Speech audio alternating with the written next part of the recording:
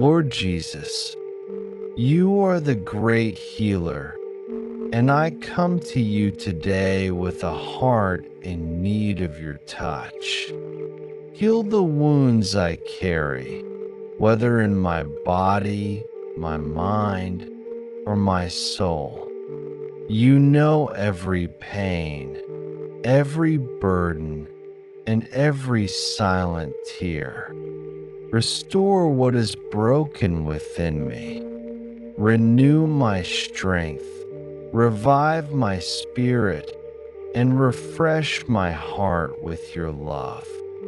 Let your peace wash over me and silence every fear.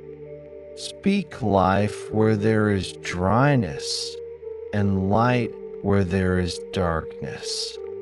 I believe in your power to restore, and I trust in your timing and your perfect will.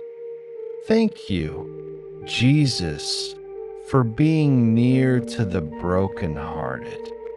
I surrender my pain to you and receive your healing grace. Amen.